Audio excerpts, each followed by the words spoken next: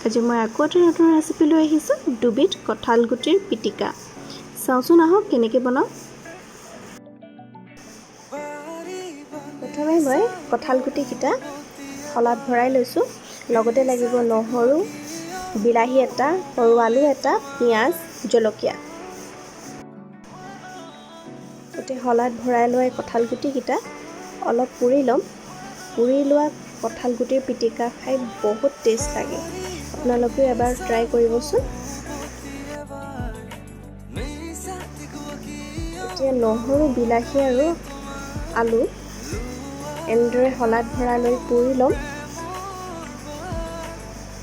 গোটেইখিনি বস্তু পুৰি ল'লে পিটিকাখন বহুত ধুনীয়া হয়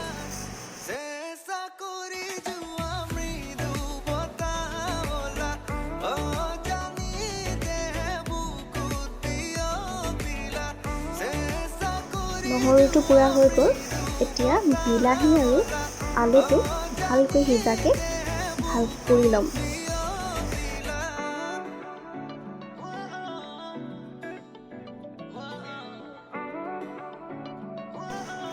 গোটেইখিনি ভালদৰে সিজা হৈ গ'ল লগতে এটা জলকীয়া পুৰি দিছোঁ এতিয়া আমি গোটেইখিনি বস্তু এডাল খুদুনা মাৰিয়ে পিটিকা কৰি ল'ম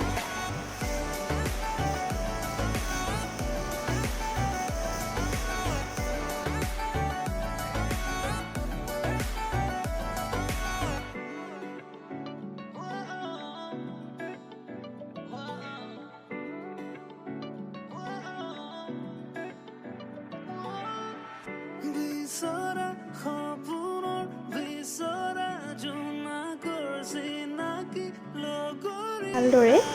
পিটিকা কৰি ল'লোঁ এতিয়া ইয়াত দিম পিঁয়াজ আৰু কাটি ৰখা ধনিয়া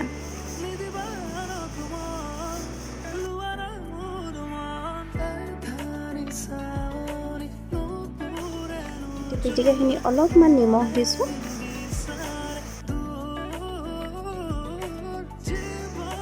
এতিয়া ইয়াত দিম মিঠাতেল অলপমান বেছিকৈ দিছোঁ মিঠাতেলটো গোটেইখিনি ভালকৈ মিলাই ল'ম পিটিকাত মিঠাতেলটো অলপ বেছিকৈ দিলে বেছি টেষ্ট লাগে খাবলৈ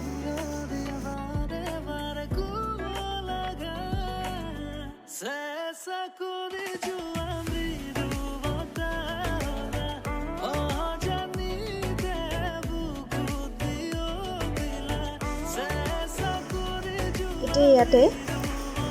কণ জলকীয়া আচাৰৰ তেল আৰু কণ জলকীয়াকেইটা দি দিম পিটিকাত অলপমান জলকীয়া হ'লে বেছি ভাল লাগে এয়া পুৰা কঁঠাল গুটিৰ পিটিকা ৰেডি হৈ গ'ল এতিয়া নেক্সট পিটিকাটো কেনেকৈ বনাওঁ চাওঁ আহক তাৰ কাৰণে লাগিব বইল কঁঠাল গুটি আৰু এটা বইল আলু এতিয়া ইয়াত দিছোঁ দীঘলকৈ কাটি ৰখা পিঁয়াজ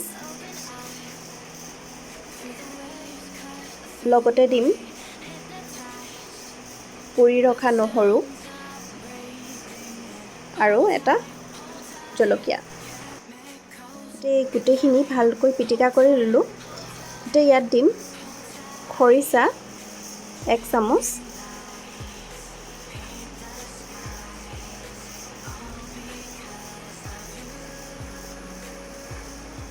আৰু অলপ বেছিকৈ মিঠাতেল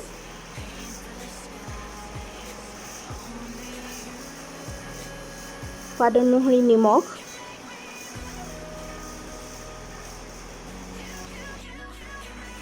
আৰু এয়া কি দেখিছেনে ভোট জলকীয়া আচাৰৰ তেল এয়া পিটিকা ৰেডি হৈ গ'ল এয়া মোৰ দুবিধ কঁঠাল গুটিৰ পিটিকা ৰেডি হৈ গ'ল আপোনালোকেও এবাৰ বনাই খাবচোন বহুতেই টেষ্ট হয় পুৰা কঁঠাল গুটি বিলাহীৰ টেঙা জলকীয়াৰ জ্বলা বহুত এটা টেষ্ট আহে আৰু খৰিচা দিয়া পিটিকাটো চবৰে ভালেই লাগে খাবলৈ যদি আজি মোৰ এই পিটিকা দুবিধ আপোনালোকৰ ভাল লাগিলে তেন্তে লাইক শ্বেয়াৰ আৰু কমেণ্ট কৰিব আৰু মোৰ চেনেলটো ছাবস্ক্ৰাইব কৰি দিব